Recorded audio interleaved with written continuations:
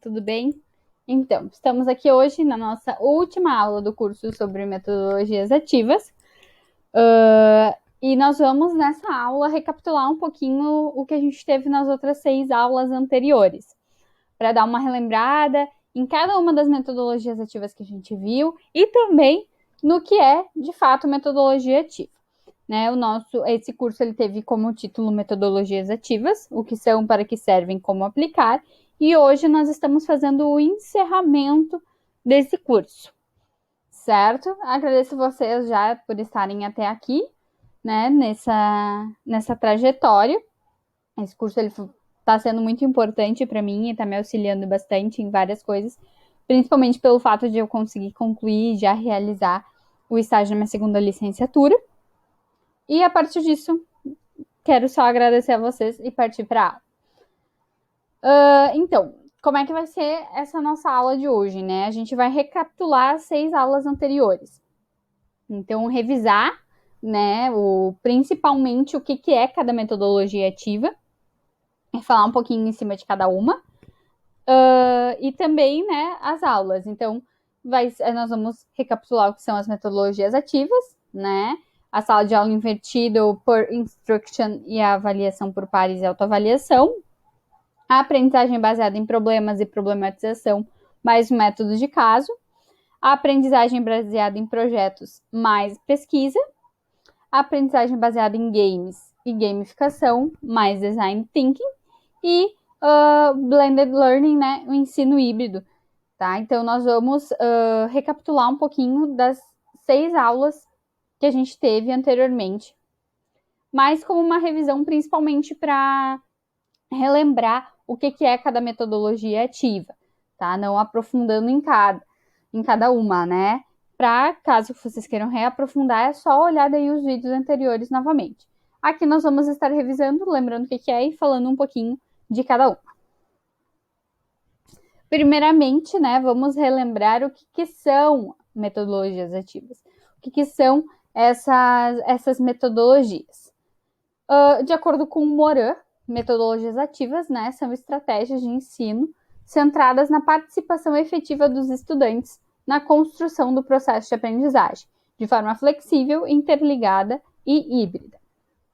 De acordo com Berbel, podemos entender que as metodologias ativas baseiam-se em formas de desenvolver o processo de aprender, utilizando experiências reais ou simuladas, visando as condições de solucionar com sucesso desafios advindos das atividades essenciais da prática social em diferentes contextos.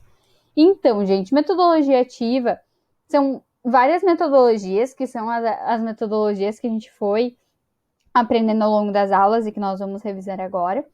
E elas são metodologias ativas, né? Onde a pessoa ativa na aprendizagem, o papel central, o papel principal, o papel ativo é o aluno, onde o papel principal e a atividade deixa de ser do professor, né? Que na sala de aula tradicional o professor é a pessoa ativa, que é o professor que fica na sala de aula, é o professor que é visto como único detentor de saber. Entende? A metodologia ativa, ela traz outra visão para isso, onde o professor deixa de ser o ser ativo da aprendizagem e passa o aluno a ser o ser ativo da aprendizagem. Então, as metodologias ativas, como nós vimos, elas buscam de diversas formas, de diferentes maneiras, né, nas N metodologias que nós vemos, que o aluno ele se torne o detentor da aprendizagem, a pessoa ativa, né, que tem maior poder, que tem maior escolha, que tem maior domínio sobre si. Então, o aluno ele tem um papel muito grande, uma responsabilidade muito grande. Não que o professor não deixe de ter uma responsabilidade. Na verdade, o professor continua tendo uma responsabilidade tão grande. Mas como o aluno ele passa a ser o ativo nesse processo, ele começa a ser o principal nesse processo, onde ele não somente recebe conhecimento, como ele também procura conhecimento, ele se integra mais, né, pesquisa mais, se envolve mais. Então, isso é metodologia ativa, são formas onde o aluno se torna o ser ativo da aprendizagem, onde o aluno busca, o aluno vai, o aluno faz, Então, né, como nós vimos, e aqui vamos relembrar, todas as metodologias ativas, elas buscam isso, né? Precisa do professor, principalmente como orientador e organizador, como precisa que o aluno tenha uma maior determinação, né? Uma maior proatividade. E é muito interessante porque as metodologias ativas, todas elas também aumentam a ligação do professor com os alunos. Então, eles têm um maior envolvimento, né? Eles conversam mais, eles trocam mais ideias. Ele não afasta aluno e professor, pelo contrário, aproxima o aluno e o professor, assim como aproxima o aluno e o aluno, né? Então, isso é muito interessante das metodologias ativas. Tem várias, claro, tem algumas aqui que eu não cheguei a trabalhar, né? Eu segui e trouxe as metodologias ativas de acordo com o livro de Matar, de 2017, do João Matar, de 2017, de metodologias ativas, né? Então, é muito sobre o que ainda é possível se pesquisar e se descobrir e se ir atrás. Então, continuando, agora nós vamos começar a ver as metodologias ativas que a gente viu ao longo das aulas. Primeiramente, a sala de aula invertida, que, gente, eu admito, é a minha preferida. Eu simplesmente me apaixonei por esse assunto, sobre essa metodologia, tanto que eu decidi que eu vou fazer o meu TCC sobre esse assunto, e já estou buscando mais material, né, e é simplesmente divino. Então, o que é a sala de aula invertida? Basicamente, né, de acordo com Bergman e Sams, o conceito de sala de aula invertida é o seguinte: o que tradicionalmente é feito em sala de aula, agora é executado em casa, e o que tradicionalmente é feito como trabalho de casa, agora é realizado em sala de aula. De acordo, né, daí com Bergman e Sams, lembramos, gente, eles são os pioneiros, eles são 2 americanos, professores de química, pioneiros na sala de aula invertida, principalmente com a utilização de vídeos, né, com videoaulas. De acordo com Cortellazzo, Fiala, Piva Júnior, Pennisson e Rodrigues, é chamada de sala de aula invertida o processo que inverte os métodos tradicionais de ensino, apresentando conteúdo online antes da aula presencial e levando a lição de casa para dentro da sala de aula. De acordo com Valente, na abordagem da sala de aula invertida, o aluno estuda previamente e a aula torna-se um lugar de aprendizagem ativa, onde há perguntas, discussões e atividades práticas. Então, gente, a sala de aula invertida, ela também eu acho muito simples de se compreender. Por mais complexa que ela seja na hora de fazer, eu acho ela muito simples de se entender. Porque a sala de aula nada mais é do que o aluno estudar antes o material, né? Que o professor vai dar, que o professor vai orientar. Então, o aluno em casa, ele vai estudar a disciplina, ele vai estudar o conteúdo. E na sala de aula, ele vai ter mais tempo para tirar dúvida, ele vai ter mais tempo para discutir com os colegas, ele vai ter mais tempo para fazer as atividades e ter o professor ali. E o professor, ele não vai precisar estar só falando ali na frente. Então, todo o tempo em sala de aula, ao invés de o professor ficar falando, ele vai ouvir o que os alunos ficaram com dúvida ao estudarem em casa, eles vão ouvir o que os alunos têm de sugestão para melhorar, os alunos têm de sugestão para o professor melhorar. Ele vai conseguir tirar dúvida dos alunos, ele vai conseguir auxiliar os alunos que têm mais dificuldade, ele vai conseguir dar essa atenção, esse apoio, esse suporte para os alunos, que geralmente não é tido com o ensino tradicional, né? No ensino tradicional, o professor chega na sala de aula, fala sem parar 40, 50 minutos, dá meia dúzia de tema do livro para o aluno fazer, o aluno faz, chega, e na próxima aula o professor vai lá e deslancha mais ainda conteúdo. Na sala de aula invertida, o aluno ele vai olhar e vai ler o conteúdo em casa, né? Vai perder tanto tempo quanto para fazer uma atividade, já vai estar adquirindo conhecimento para depois na sala de aula ele interagir mais, ele ser mais ativo, como ele já é em casa, né, no estudo. Então, ao invés de ficar, às vezes, conversando com outro colega, porque não aguenta mais o professor falando, né, ou, né, dormindo. Não, quando o professor ele vai estar interagindo com os alunos, ao invés de estar só falando, e sim conversando, dialogando, vai dar muito mais interesse para os alunos. Então, a sala de aula invertida, eu acho ela muito bacana. E eu acho que há várias formas de como aplicar ela e fazer. O peer instruction, né? O que é o peer instruction? Então, matar propõe o conceito e a prática de alunos ensinarem e aprenderem com seus colegas, né? E Pagliarini, com o peer instruction, busca-se tirar o foco do momento da aprendizagem e da transferência de informação, fazendo com que o aluno busque informações primárias direto da fonte, por meio da leitura, para que depois, no encontro presencial em aula, discuta com os seus colegas. De acordo com o Mazur, Eric Mazur, gente, lembrando, Eric Mazur é o pioneiro, né? É quem criou o peer instruction. De acordo com ele, algumas vezes parece que os estudantes são capazes de ensinar os conceitos uns aos outros de forma mais eficiente do que seus professores. Uma explicação provável é que os estudantes, os que são capazes de entender o conceito que fundamenta a questão dada, acabaram de aprender a ideia e ainda estão cientes das dificuldades que tiveram que superar para compreender o conceito envolvido.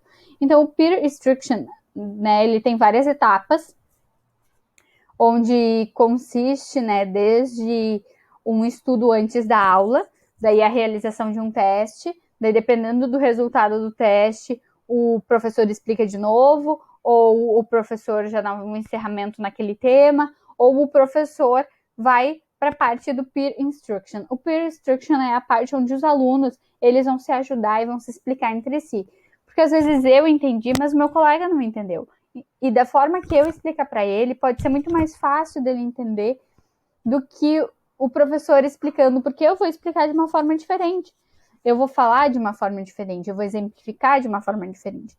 Então, isso é o peer instruction, né? É a instrução por pares. É o estudo por pares, onde um vai ajudar o outro. E são vários temas, né? Claro, se vocês voltarem na aula 2, que é onde a gente tratou do peer instruction, mostra ali direitinho, a gente falou direitinho do passo a passo, do fluxo, de como é que funciona para fazer o peer instruction acontecer, né? Funcionar. Mas basicamente ele é isso. Tem ali as etapas e uma delas é a instrução por pares, que é onde os alunos se explicam e se ajudam mutuamente. A avaliação por pares e autoavaliação. De acordo com Matar, os dois tipos de avaliação, a avaliação por pares e a autoavaliação, são claramente momentos em que os alunos se deslocam da posição de recipientes e se tornam, respectivamente, professores e observadores de si mesmos. De acordo com Santos, na avaliação por pares, o avaliador é um par da ação, da produção ou da performance avaliada. Esse par deve ser, na verdade, o grupo que, de forma cooperativa e compartilhada, vai intervir no processo de maneira global, agregando valor às produções de todos os envolvidos. De acordo com Matar novamente, a autoavaliação pode ocorrer de forma dissertativa, como um texto redigido mais livremente, em que os alunos refletem sobre sua participação na disciplina, ou pode ser mais quantitativa, com perguntas de múltipla escolha, pedindo inclusive que o aluno dê uma nota geral para sua participação. Então, a avaliação por pares é quando os alunos eles vão se avaliar. No peer instruction, eles vão só se instruir, se explicar, né? Na avaliação por pares, eles vão se avaliar. Né, os pares, os grupos entre si, eles vão se avaliar e se dar uma nota, né, com base naquilo que o aluno apresentou, que o colega, né, que o outro grupo apresentou, demonstrou, né. Então, isso é a avaliação por pares, onde os alunos, eles se colocam e avaliam como professores. Na autoavaliação, eu me autoavalio, então cada aluno vai se autoavaliar e vai pensar o que eu poderia melhorar, o que eu poderia mudar, o que eu estou indo bem, e ele mesmo vai se avaliar e se dar uma nota.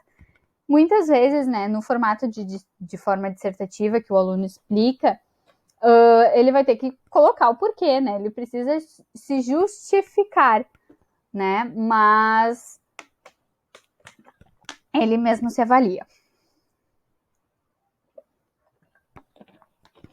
Aprendizagem baseada em problemas. O que é? De acordo com a estante mágica, a aprendizagem baseada em problemas é uma estratégia pedagógica centrada no aluno, na qual os estudantes aprendem sobre os mais diversos temas através de situações-problema, reais e sem soluções definitivas. Ou seja, o foco não é necessariamente na solução do problema em si, mas em todas as habilidades e aprendizados que podem ser desenvolvidas durante esse processo. De acordo com Morin, o foco da aprendizagem baseada em problemas é a pesquisa de diversas causas possíveis para um problema. De acordo com Cortellazzo, Fiala, Piva, Júnior, Penison e Rodrigues, a aprendizagem baseada em problemas consiste na proposição de um problema a ser resolvido ao longo de um período ou atividade curricular de um dado curso. Lembrando que nós temos vários que são parecidos, né? Tem a aprendizagem baseada em problemas, tem o método do caso, tem outras que são muito parecidas entre si, tá? Então, é muito importante que vocês prestem atenção em alguns detalhes, né? Por exemplo, aqui se trabalha em cima de situações de problemas, mas não necessariamente precisa ter uma solução diversa, ok? Além disso, a aprendizagem baseada em problemas não traz necessariamente problemas reais, né, que realmente aconteceram. Mas ele foca principalmente, eu vou te trazer um problema, tu não precisa achar a solução para esse problema, né, para te resolver ele efetivamente, né, mas é muito do que tu aprende ao longo dessa tentativa, né, de resolver aquele problema. A problematização, tá? Aqui na problematização eu trouxe alguns itens todos de acordo com o Matar. Na problematização, os problemas são identificados pelos alunos, extraídos da observação da realidade, ou seja, é realidade problematizada. Na aprendizagem baseada em problemas, o professor vai trazer o problema e não necessariamente ele vai vir da realidade. Na problematização, o estudo de um problema poderá gerar outros, não planejados de antemão. Não há controle rígido dos resultados, que não são totalmente previstos. Novamente, isso é diferente na aprendizagem baseada em problemas. Na aprendizagem baseada em problemas, o professor ele já vai trazer o problema pensando na solução. Então, não é algo também, por não ser algo real, não pode ser sequencial, não vai gerar outros problemas. A problematização envolve desafios para a construção de novos conhecimentos. Na problematização, os alunos analisam as possíveis causas, circunstâncias mais amplas do problema a ser estudado e as explicações não são somente relacionadas a conhecimentos técnicos e científicos, envolvendo também relações sociais, políticas, econômicas e assim por diante. Então, o que acontece? Na problematização, tu não vai resolver o problema só com base em conceitos técnicos e científicos. Tu vai resolver esse problema da forma que tu tiver que resolver esse problema, né? Tu envolve ali o social, o político, a economia. Então, é mais abrangente.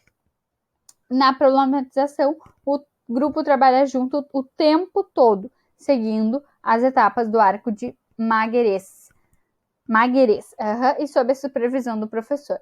Na aprendizagem baseada em problemas, não é só em grupo que é trabalhado.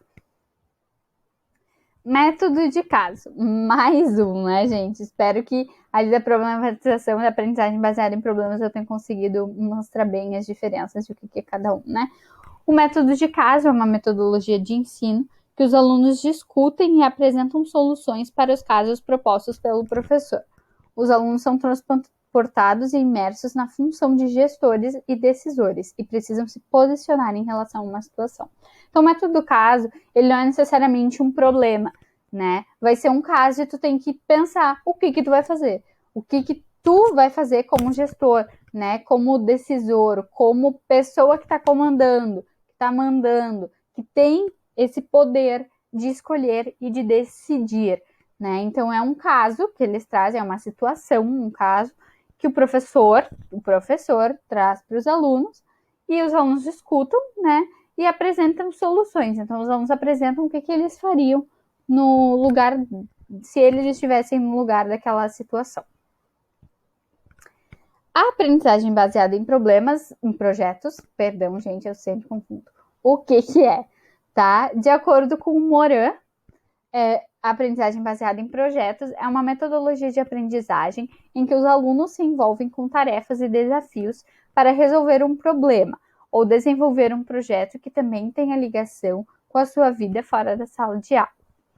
De acordo com o Buck Institute for Education, a aprendizagem baseada em projetos é um método de ensino pelo qual os alunos adquirem conhecimentos e habilidades, trabalhando por um longo período de tempo para investigar e responder a uma questão, um problema ou um desafio autêntico, envolvente e complexo.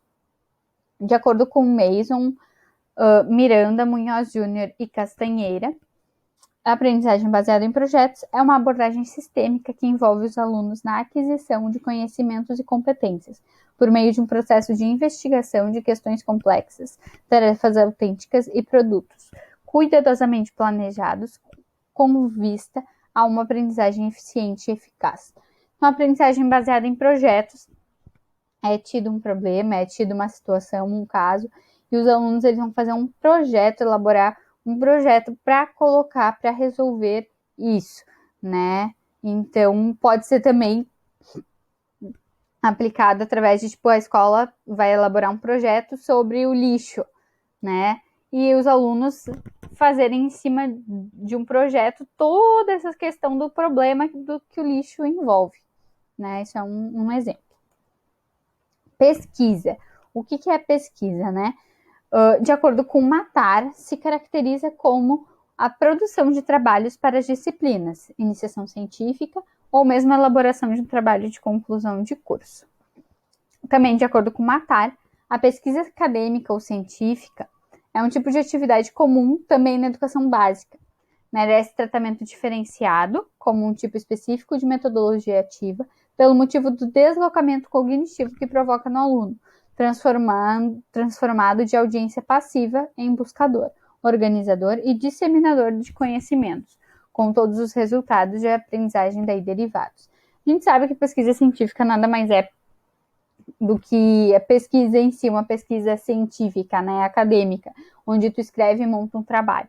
Por que é uma metodologia ativa? Porque todo o processo de pesquisa, de estudo, de coletar dado, tudo isso é realizado pelo aluno. Então, o aluno é o ser ativo. Então, o aluno é que está ali buscando, é que está correndo atrás. O professor vai só orientar, vai só mediar. Então, por isso que a pesquisa é considerada também uma metodologia ativa. Aprendizagem baseada em games. O que é a aprendizagem baseada em games? A aprendizagem baseada em games nada mais é, gente, do que tu utilizar games, tu utilizar jogos em sala de aula. Da forma, né, que o jogo, ele auxilia o aluno, auxilia a criança na compreensão daquela matéria, daquela disciplina, daquele assunto. Onde o aluno, ao jogar, ele tem completamente todo o papel ativo, né? Ele é o ativo. Ele vai aprender conforme ele for jogando, no ritmo dele, do jeito dele, certo? De acordo com o Matar, um game pressupõe interação com outros jogadores e interatividade com seus próprios elementos. Então, quando tu joga um jogo, um game, tu interage com os outros jogadores, seja se tu está jogando de forma online, seja se tu está jogando de forma presencial, e ele também tem interatividade com os elementos do jogo, né? Com o gráfico, com as regras, né? Com como fazer, os mapas e etc. Ou seja, né? Sua exploração não deve ficar configurada como uma visita planejada de antemão e guiada, mas precisa incluir a possibilidade de construção do caminho pelo próprio usuário, liberdade e certo grau de incerteza que reforçam a sua sensação de imersão. Então, o professor ele não pode chegar e dizer vai acontecer isso no jogo, né? Porque muitas vezes o jogo depende da forma que a pessoa joga, né? Das escolhas que a pessoa toma ao longo do jogo, né? E isso é que é interessante, isso é que instiga, né? Tu não saber, tu vai fazer e ao longo tu vai vendo e vai resolvendo. Então, de acordo com o Matar também, os alunos, né, assumem dessa maneira papéis extremamente ativos, traçando um paralelo com a educação, O desafio seria, né, que seria um desafio pior, que os alunos atingissem o mesmo nível de maturidade e preparação no controle de seu processo de aprendizagem. Então, o desafio maior a utilizar a aprendizagem baseada em games é que tu garantir que todos os alunos eles tenham, no final, pelo menos aprendido uma boa parte das coisas e de forma igual. Claro, não significa que todos eles aprenderam de forma igual. Significa que tu tem que cuidar e que o maior desafio é que todos tenham o mesmo conhecimento, independente de que cada um tenha aprendido de uma forma diferente ao longo do jogo. Gamificação. O que é gamificação?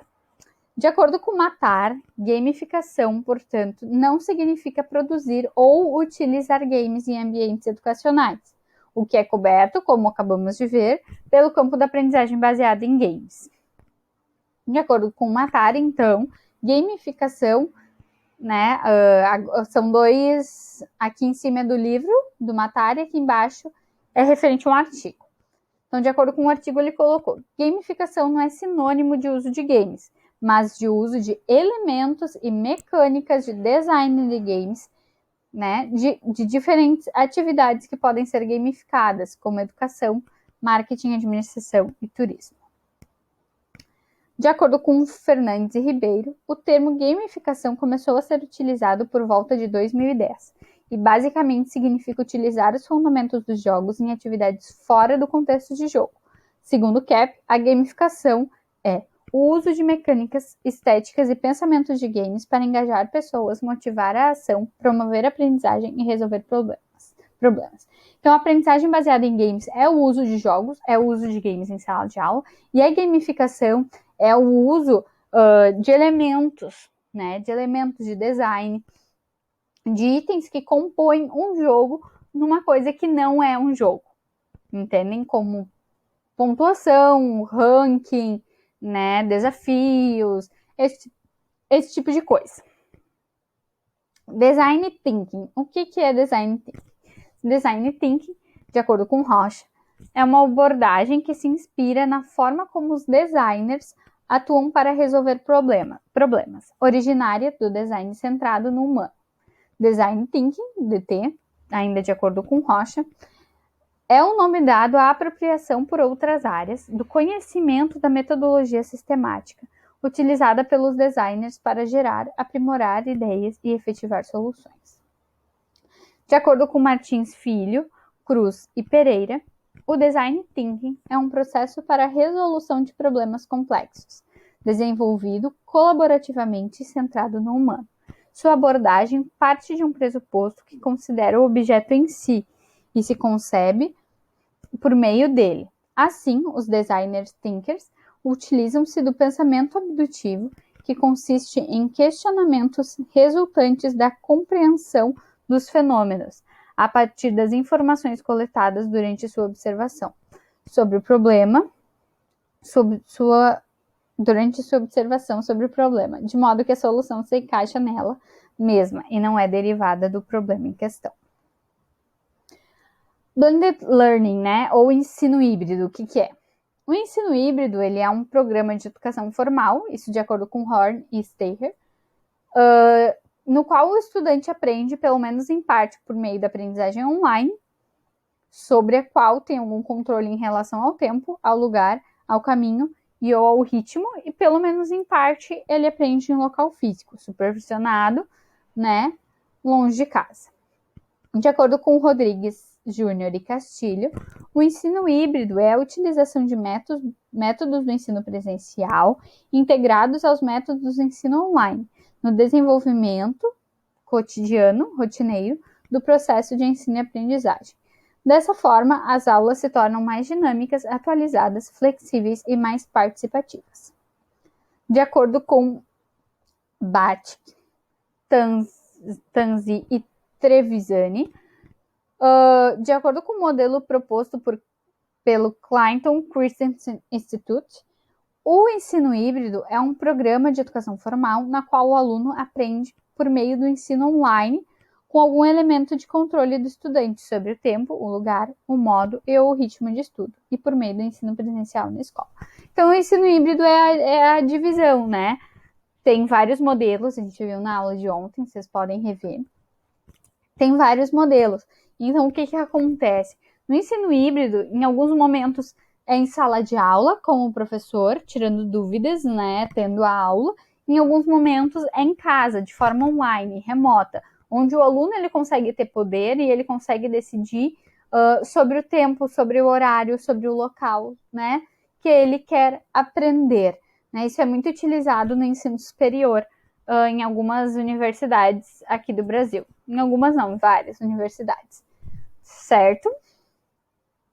Então, gente, é isso. Eu agradeço demais vocês pela participação, por estarem acompanhando esse curso, estarem vendo as aulas.